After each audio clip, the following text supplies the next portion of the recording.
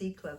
And the story is The Great Spruce, and it's by a sea cliff author, John Duvall. His son Will used to come to the library for story time and for pizza and paperbacks. And the story, well, I think you're going to enjoy the story very much.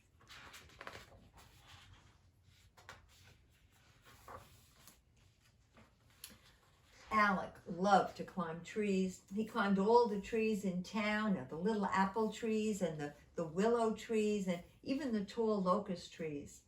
But the tree he liked to climb most was a great spruce. It was the most magical of all the trees. It was tall and strong, and it spreaded ever upward. His grandpa told him many times the story of the year that he had transplanted the tree, a long time before Alec had been born. Digging carefully, he moved the little spruce from the shade of the forest to a sunny spot where the tree could stretch its arms and reach the sky. Because his grandpa could not climb trees anymore, Alec would race to the very top and tell him about what he could see from there. He imagined scouting from the crow's nest of an old ship, possibly, searching for pirates along the river. Every winter, Alec and his grandpa would decorate the tree. Our tree likes lots of lights and tinsel, Grandpa told Alec. And when they were done, their tree shone like a Christmas tree lighthouse. One day, Alec was collecting spruce cones in the upper branches when a few curious men stopped to look at the tree. One of the men knocked at Alex's front door. When Alex's parents appeared, the men asked if they could take the great spruce for the Christmas celebration in the city. Alec's parents thought it would be a great honor and agreed. But Alec could not believe what he heard. His tree would be gone forever. Well, days later, a crew arrived to remove the tree with a giant chainsaw. Everyone in town came to watch. The saw started up, and it was very, very loud. But Alec was even louder because he screamed, "Stop!" The tall man turned off the saw, and a breeze blew through the branches of the great spruce, whispering a sigh of relief. "You don't have to cut this tree down," Alex said. He was shaking, and he felt so many eyes on him. But when he found his grandpa's face in the crowd, he knew. "We can dig it up. You can borrow the tree instead." Alec's grandpa, with a smile as bright as any star, grabbed 2 shovels and handed one to Alec. Before long, everyone was digging, even the crew from the city.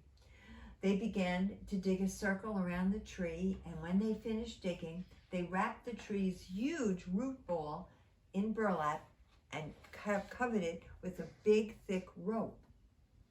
The city sent a tugboat with a mighty crane to lift the tree from the earth and hoist it onto the boat.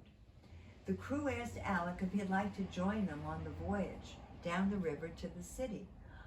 Can my grandpa come too?" Alec asked. And so they set off down the dark and beautiful river as the townspeople and his parents cheered from the dock. Alec held his grandpa's hand as they sat, bundled up and so excited, alongside the great spruce tree. And when the tugboat pulled up at the city dock, the crane placed the tree in the bed of a giant sleigh, which had been waiting with a team of horses to take the great spruce on the last leg of its journey. Horns honked and women laughed, and Alec and his grandpa and the great spruce moved slowly through the streets among cheers and songs from all the happy faces. They arrived at the city square with a team of men and women who helped move the great spruce into a special place at the center of the square. Alec and his grandpa drank hot chocolate, and they waited as the officials, his parents, and a face after familiar face from home arrived at the square, and they all gathered around the giant spruce. Finally, an official, tall and dressed in a very fancy suit, announced to everyone, "This is our young friend Alec, who is lending us his tree for the holiday. Please help me thank him as he throws the switch. The crowd cried out in joy at the sight of the magnificent spruce and its many colored lights. It smelled like Christmas, and a hush fell over the city for just a minute. Suddenly, a young girl atop her father's shoulders shouted, "That's the most wonderful tree in the world. Can it stay here forever?" "We're just visiting," said Alec. "But here, take this cone. It has seeds inside. Plant them in good soil and with lots of light, and don't forget to water." After the holidays, the great spruce returned home to the earth, and Alec gave it plenty of water, and by the spring, the big tree had grown even taller. Alec could see a bit further down the river, and if he looked hard enough through his telescope, he could just make out the tiny sapling that had taken root in the big city square. Oh, what a great story. I love that story. And I think the story is particularly a great one for today because we're celebrating our friend Mark's birthday. And Mark is a great, great environmentalist. And he works very hard in Seacliff and around the whole area to keep our things green, to keep recycling, and to keep our waters bright and clear and fresh. So I know that he'll love this story. I'm sure that Stephanie, his wife, and he had a great celebration. I think it was a few days ago, but today we're going to sing happy birthday to Mark. All right? Okay.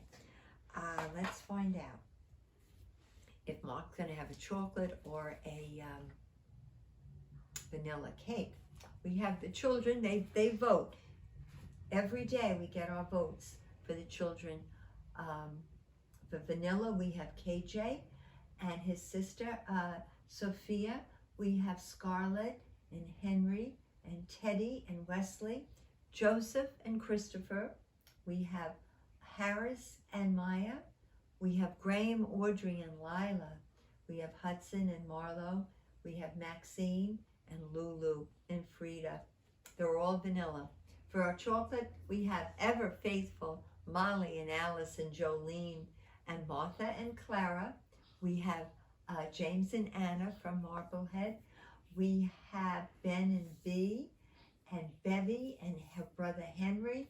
We have Riley and Tate and Coco and Liza and Peggy and Angelica and Julian and Paige. Yes, we saw them the other night down at the beach. So now we're going to sing as soon as I do the counting, right? All right. 16 for vanilla, 19 for chocolate. All right. All right, Mark. Ready? Let's sing to our friend Mark. Happy birthday to you. Happy birthday to you.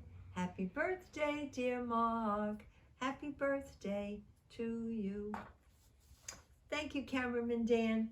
Thank you, Oberon. And remember, I love you all very, very much.